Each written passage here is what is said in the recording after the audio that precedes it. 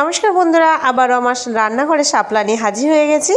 এখন তো বর্ষাকাল, তাই শাপলা সহজেই সব জায়গায় পাওয়া যায়। তাই আজকে শাপলা দিয়ে একটা নতুন রেসিপি বানাবো। আমরা সকলেই কম বেশি শাপলা খেতে ভীষণ ভালোবাসি, তাই শাপলা অনেকভাবে অনেক রকমভাবে রান্না করি।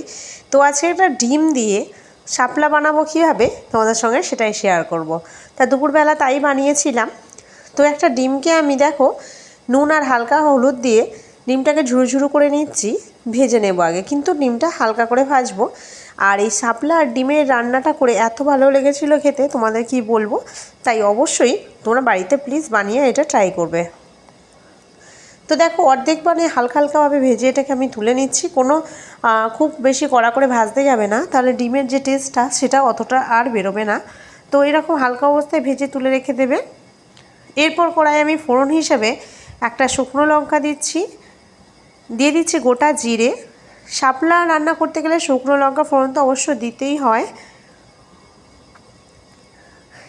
এরপর জিরে আর শুকনো লঙ্কাটা ভালোভাবে ভেজে যখন সেন্ট বেরোবে একটা, তারপরে দিয়ে দেবে একটা গোটা পেঁয়াজ। পেঁয়াজটা ভালো করে আমি ভেজে নেব। নেড়ে চেড়ে আমি ভালো করে ভেজে নিয়ে তারপরে আমি এর উপরে দিয়ে দেবো একটা টমেটো। শাপলাতে সাধারণত টমেটো ব্যবহার করা হয় না, কিন্তু যেহেতু আমি এটা ডিম দিয়ে বানাবো সেই জন্য আমি এর মধ্যে একটা টমেটো কুচি দিয়েই দিচ্ছি। দিয়ে এরপর ভালো করে তেলে ভেজে নেব। দিয়ে দিচ্ছি একটু নুন, যাতে টমেটোটা ভালোভাবে গলে যায়, কারণ শাপলাটা বেশিক্ষণ রান্না করতে সময় লাগবে না, তাই টমেটোটাকে আমাকে আগে গলানোটা অবশ্যই দরকার। তাই আমি তেলের মধ্যে টমেটোটাকে আগে ভালো করে মিহি করে নেব। এরপর দিয়ে দেবো হলুদ গুঁড়ো, দিয়ে ভালো করে আবারও নেড়ে চেড়ে নেব। নিয়ে দেবো দুটো কাঁচা লঙ্কা। শাপলাতে সাধারণত গুঁড়ো লঙ্কা না দেওয়াই ভালো, এতে কাঁচা লঙ্কা দিলে টেস্টটা খুব দ্বিগুণ হয়ে যায়। এরপর দিয়ে দিচ্ছি যে ভেজে রাখা ছোটো ছোটো করে রাখা ডিমটা দিয়ে দিলাম। দিয়ে এরপর ভালো করে আমি নেড়ে ছেড়ে নিচ্ছি। মশলাটার সঙ্গে মাখিয়ে নেওয়ার পর শাপলাগুলো আবার এর মধ্যে দিয়ে দেবো। দিয়ে ভালো করে লড়ুন ফোড়ন করে ভালো করে এটাকে কষে নেব। শাপলাতে কোনো রকমভাবে এখন জল দেবো না, আগে শাপলার নিজস্ব যে জলটা আছে সেটা আগে বেরোবে তারপর। তো শাপলাটাকে আমি নাড়তেই থাকবো। নাড়তে নাড়তে যখন একদম কমে আসবে তারপরে দেখবো কতটা জল দেওয়া যায়। তো দেখো শাপলাটা কতটা কমে এসছে। আর একটা কথা বলি বন্ধুরা, শাপলাতে হঠাৎ করে কখনো নুন দিতে যাবে না, তাহলে শাপলা জড়িয়ে গিয়ে একেবারে খেতে একেবারে হয়ে যাবে। শাপলাটা যদি এইভাবে গোটা গোটাভাবে দিয়ে রাখতে চাও, খেতেও খুব ভালো লাগে আর দেখতেও খুব সুন্দর হয়। তো জলটা আমার এই অল্প একটু দিতে লাগবে, তাই অল্প একটুই দিলাম। বেশিক্ষণ আমি এটাকে রাখবো না, 2 থেকে 3 মিনিট রেখে ভালো করে জলটাকে শুকনো করে কষিয়ে ভালো করে এটা আমি নামিয়ে নেব।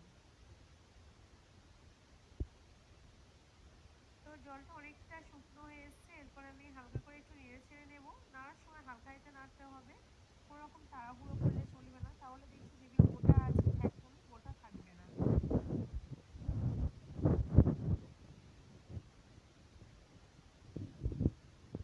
তো তোমরা কে কে শাপলার এই রেসিপি খেয়েছো অবশ্যই আমাকে কমেন্ট বক্সে জানাতে ভুলবে না কিন্তু। তো দেখো ফাইনাল আমাদের হয়ে গেছে শাপলা রান্না। এরপর হালকা গরম মশলা ছড়াতেও পারো, সেটা নাও পারো, তোমাদের সেটা চয়েস। তো আমি এটা দিয়ে দিচ্ছি। দেখতে দেখো কত সুন্দর হয়েছে, কত সুন্দর গোটা গোটা শাপলাগুলো রয়েছে। এগুলো চিবিয়ে খেতে গরম ভাতের সঙ্গে একেবারে দারুণ লাগে। তো বন্ধুরা, এই ছিল আমার আজকের রেসিপি ভিডিও। কেমন লাগলো অবশ্যই তোমরা কমেন্ট বক্সে জানাবে। ভিডিও ভালো লাগলে প্লিজ একটা লাইক দিয়ে চ্যানেলটা সাবস্ক্রাইব করে আমার পাশে থাকো। তো চলো বন্ধুরা, টাটা। আবার দেখা হচ্ছে অন্য কোনো রেসিপি অন্য ভিডিও নিয়ে।